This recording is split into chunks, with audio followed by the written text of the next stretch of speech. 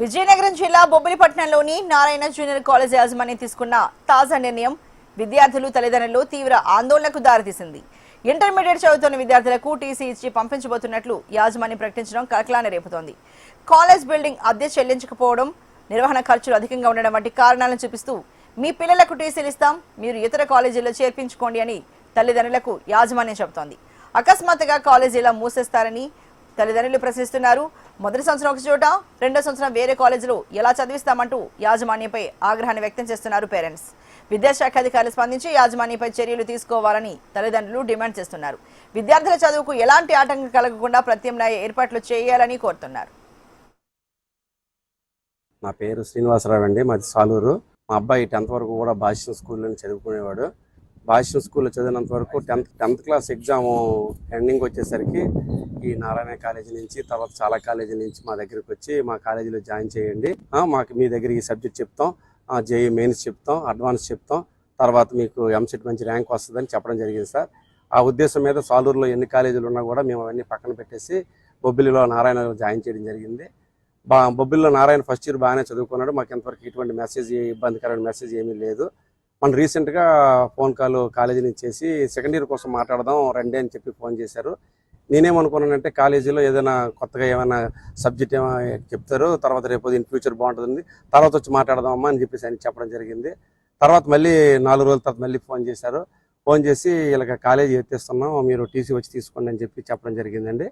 ఆ ఉద్దేశం మీద టీసీ ఇదేంటిది సడన్గా తీసిస్తే ఎలాగవుతుంది ఉద్దేశం మీద ఈ ప్రిన్సిపల్ గారికి ఫోన్ చేయడం జరిగింది. నేను ఆ ప్రిన్సిపల్ గారు ఏమన్నారంటే రండి మాట్లాడదామంటే ఇవాళ బుధవారం ఉదయం వచ్చి ప్రిన్సిపల్ గారితో మాట్లాడితే లేదండి కాలేజీ కొద్దిగా లాస్ అవుతుంది, బిల్డింగ్ గట్టా ఎంత ఫైనాన్షియల్గా కొద్దిగా ఇబ్బంది అవుతుంది, దానివల్ల మా అందరికి ఇబ్బంది జరుగుతుంది, మేనేజ్మెంట్ ఏమో తీసేసి మీ టీసీ మీకు ఇచ్చి వేరే కాలేజీలో మీరు సెకండ్ ఇయర్ జాయిన్ అయిపోండి అంటే మేము అడగడం జరిగింది. అడిగితే ఇంక ఇదేనమ్మా ఫైనల్.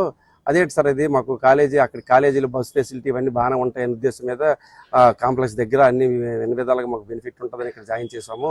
తర్వాత ఎంసెట్, తర్వాత ఇప్పుడు ఇంటర్ సెకండ్ ఇయర్ కదా, ఈ టైంలో పిల్లలకి చదువులకు ఆటంకం జరుగుతుందంటే లేదండి మా చేతులు ఏమీ లేదు, ఫైనల్గా ఇది మరి కాలేజీ తీసేయాలని మేనేజ్మెంట్ నిర్ణయించిందని చెప్పడం జరిగిందండి. మరి ఏది మాకు పరిస్థితి లేక మీ దగ్గరికి మేము చెప్తున్నాం సార్. అది జరిగిన విషయం సార్. మాది సాలూరు. మేము 8th, 9th, 10th Bobbili Narayana స్కూల్లో చదివించామండి అబ్బాయిని. 10th అయిపోయిన తర్వాత ఇంటర్మీడియట్కి వీళ్ళు ఏమన్నారంటే బొబ్బిలిలో కాలేజీ ఉందండి, నారాయణ కాలేజీ ఉంది, మీరు ఇక్కడ అబ్బాయిని జాయిన్ చేయండి, మేము అన్నీ చూసుకుంటాము, ఎంసెట్, జేఈ మెయిన్స్, అడ్వాన్స్ అన్నీ చెప్తామండి అని చెప్పారు సార్. చెప్పిన తర్వాత సరేలే మరి ఇంకా దూరం ఇంకెందుకు, ఎక్కడికో వెళ్ళి పిల్లలు చదివించుకోవడం, దగ్గరలో అయితే బాగుంటుంది కదా, వెళ్ళి రావడానికి కూడా ఇబ్బంది ఉండదని చెప్పేసి ఫస్ట్ ఇయర్లో జాయిన్ చేసాం. జాయిన్ చేసిన తర్వాత ఫస్ట్ ఇయర్ అంతా బాగానే ఉంది, అబ్బాయి కూడా 10th బాగుంది, బాగా చదువుకుంటాడు, పిల్లలు కాలేజ్ వాళ్ళందరూ ఒకరికొకరు సపోర్ట్ చేసుకుని బాగా చదువుకొని మంచి మార్కులతో రాశారు సార్ ఎగ్జామ్. సర్లే సెకండ్ ఇయర్ కూడా ఇక్కడే ఉంటది కాలేజీ, బాగుంటది అని అనుకున్నాం సార్. అనుకుంటే ఇంతలో ఏం చేశారంటే కాలేజీలో ఒకసారి సార్ మీతో మాట్లాడాలి, ఇంటర్మీడియట్ గురించి రండి అని చెప్పారండి. చెప్తే సరేనండి వస్తామని చెప్పి మా అబ్బాయి నేను వచ్చాను సార్.